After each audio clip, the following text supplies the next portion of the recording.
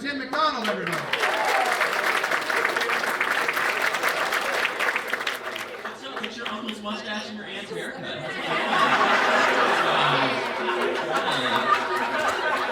It's getting more real, isn't it? I take TTC everywhere. Yeah, it's terrible. Maybe that surprises you because I look like a guy who drives a van. I get it.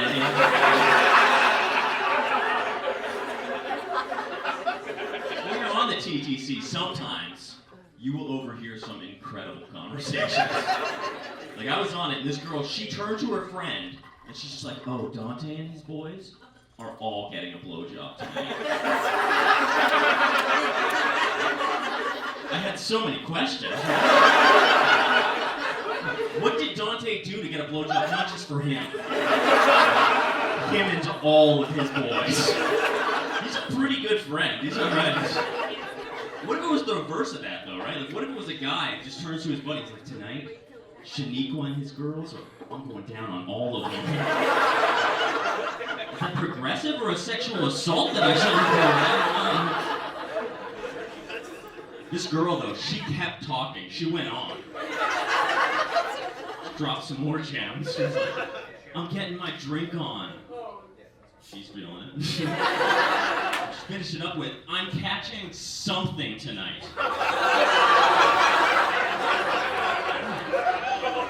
No, that's the most casual sex. She wins, right? I'm not trying to judge anyone, but you should be safe. Like the first time you're with someone, if they turn to you and say you don't have to use a condom, yeah, that's definitely someone you do have to use a condom. I felt the need to say something to this girl. I was like, "Hey, I'm Tim, I'm one of Dante's boys."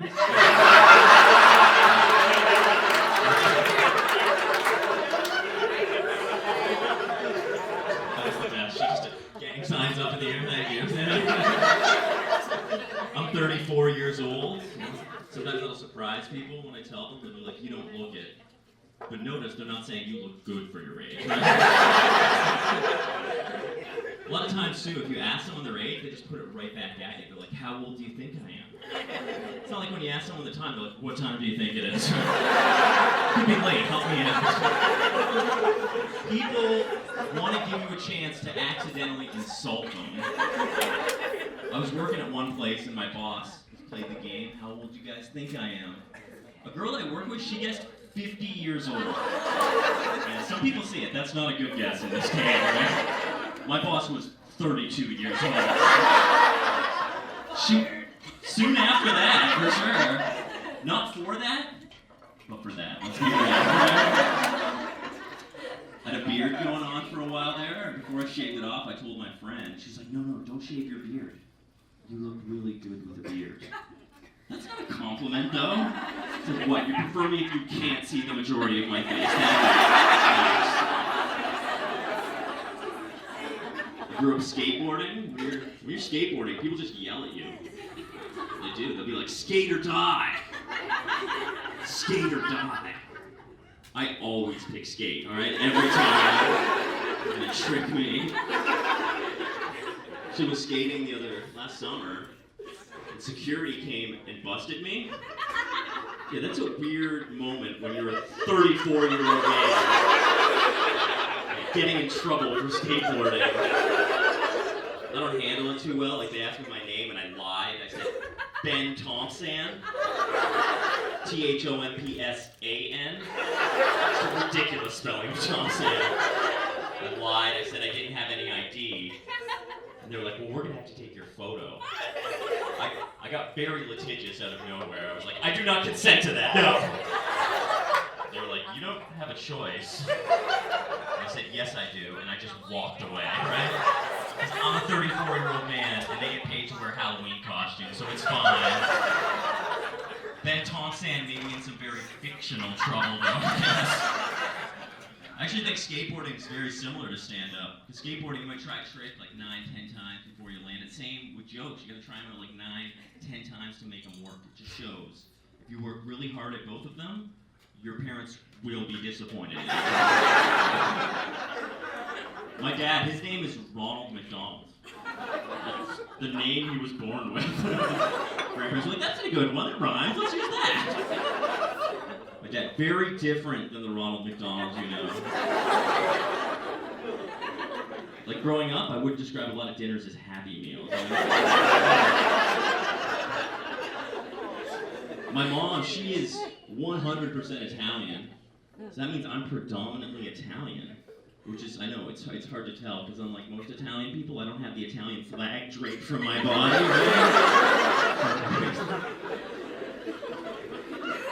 It wasn't just skateboarding either, where people would yell at me out of cars.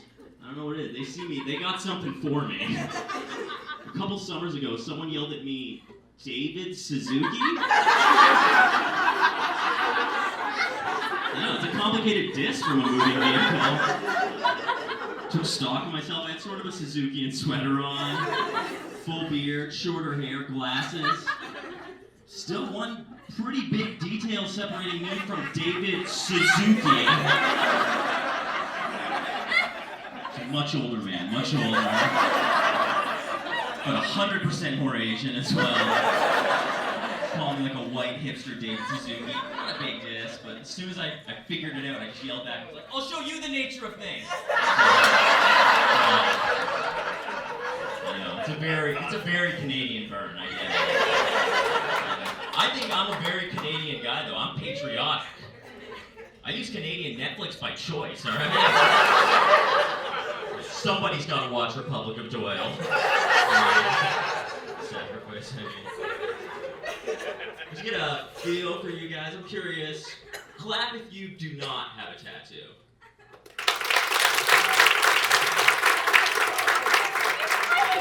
Clap if you do have a tattoo now.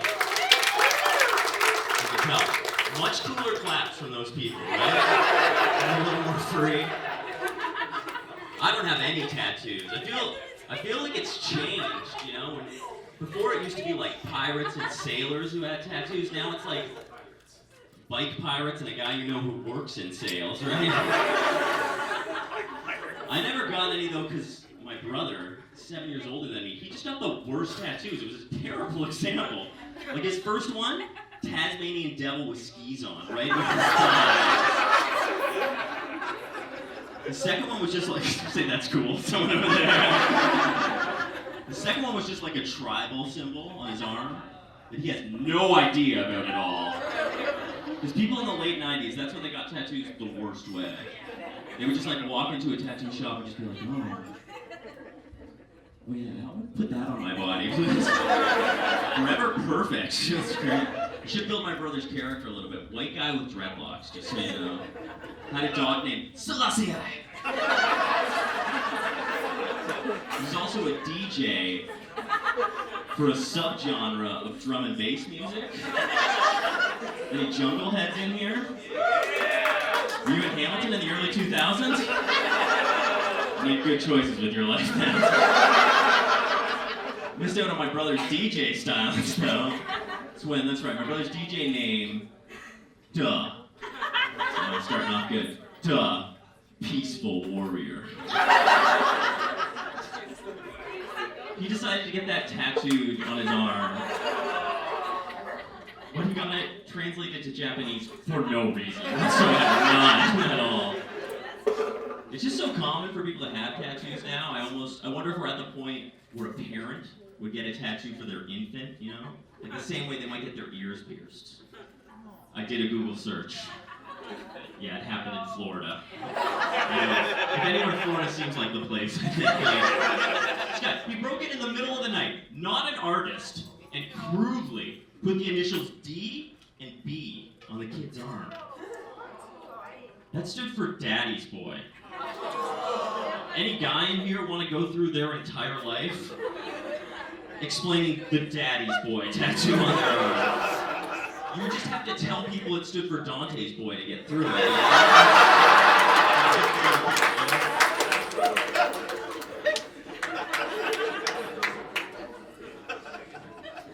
Got some couples here. Been with my girlfriend just over 3 years. So now, everybody's on Tinder. Yeah, we missed out on that. We met the old-fashioned way, you know? Okay, Cupid, right? can tell it's been like 3 to 4 years. If I said plenty of fish, it would have been like 6 years. If I said eHarmony, we would have been divorced by now. I was talking to one of my friends, you know, he's getting a little serious. He's been in a relationship for a while. I said, Tim, I gotta ask you, how often do you shave your pubes? I was like, dude, look at my hair. People see that all the time. I'm saying the carpet does match the drapes. That's what it's a real shag carpet, you know. Some cigarette butts in there, a little bit of weed. I'm in love with you. The carpet's going gray, alright? Life's happening to this carpet. Actually, I just stopped smoking. Which, you know, it seems impressive, but like, I didn't quit really, I just stopped. Because like, quitting seems hard. You gotta like read a book or like get hypnotized or something, I don't know. But I just got really sick for a few weeks and physically had to stop smoking. And then when I got healthy, I was just like, well, I escaped from that prison accidentally, so I guess I'll keep moving on. It's amazing though, right? Like, stopping smoking, it's like breaking up with someone who is way out of your league, you know? Cigarettes did not see it coming when I left that. It's amazing too, now I have so much more money to spend on weed, so that's great.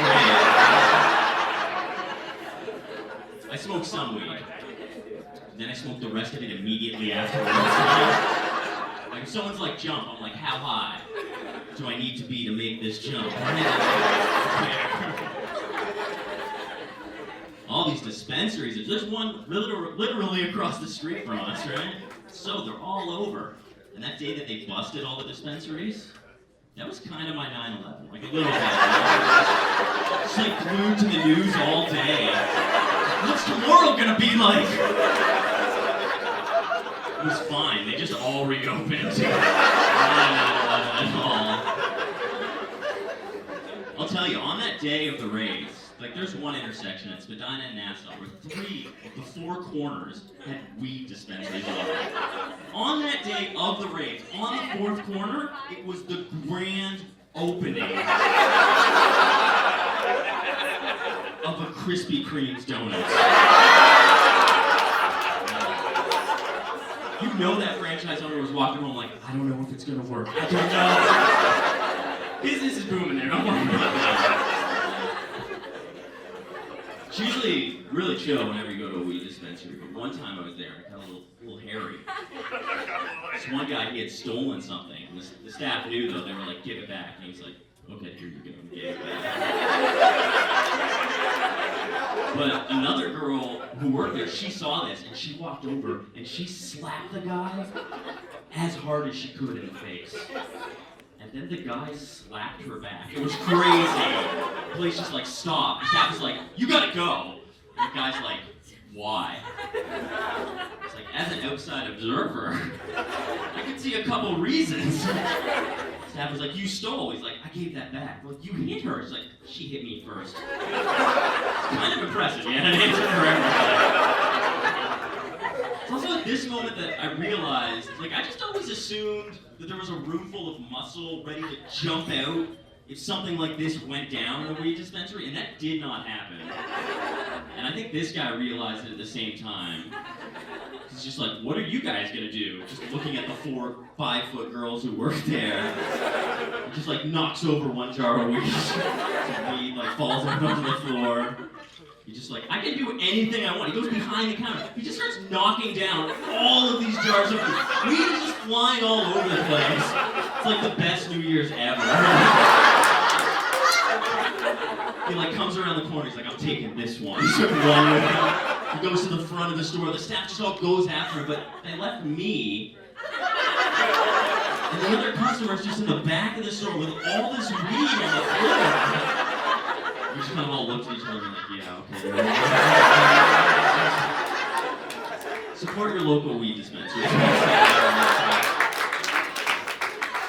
One place where I'm worried when it comes to legalization, I think, is people driving high, though. I know some people who drive when they're high, and they make the claim they're a better driver. They always have the same reason, too. They're like, I drive slower, I'm much more cautious. What, like an old person? No, if someone was actually better at driving high, there would be a NASCAR driver known for taking a pit stop on lap 420 every time, right? No. I mean, plus, like, other people's lives in your hands, I don't feel better if my life is in someone's hands and they're high. Like, if I was going for a big surgery, the doctor was like, it's going to be a 15-hour procedure. There's only a 50% chance of survival. But don't worry, I'll be getting high the whole time. I'm just better at surgery that way. Like, you're a cool doctor, let's do this, right?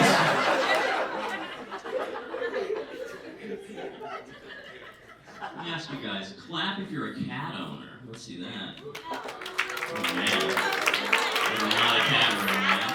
Dog people, show them up then. Man. I feel bad at making cat people admit that. I'm a cat owner, and I can explain to you, dog owners, what having a cat is like. Having a cat is wishing that it had a cell phone so that you could message it during the day. But knowing if it did, it would not return your call. Tim again? Get a life, God. I find myself at a lot of weird bars in Toronto doing stand-up. I was at this one called Not My Dog. They have 2 cats that live there, like work there. It's a little unclear what they're doing. I went to the back patio, and one of the cats was out there. I sat on a couch, it was not on. But it saw me, you know, it did like a little cat stretch, started walking towards me, jumped up on the couch right next to me, nuzzled against me. I was like, you know what? I don't like this cat very much. I like a cat that makes me work for it a little bit, you know? I gotta say, my game with girls has never been as good as my game with cats.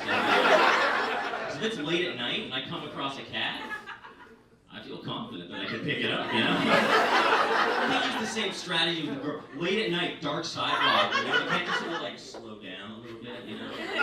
Like extend your hand.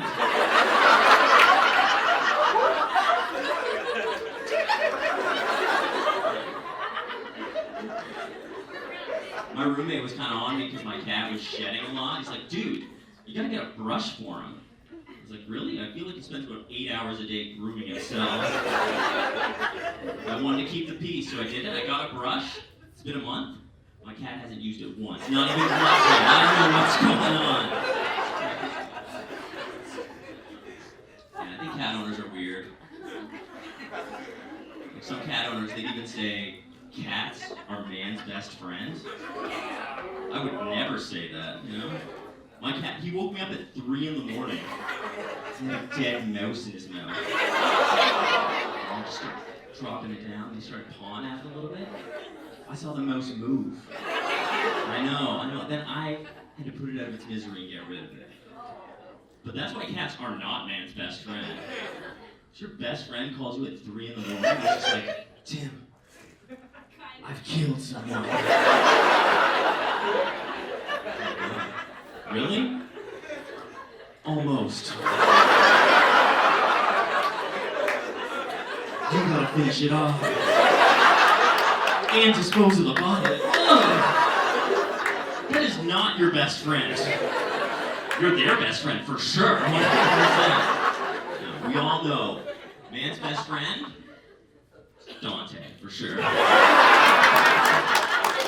thank you so much.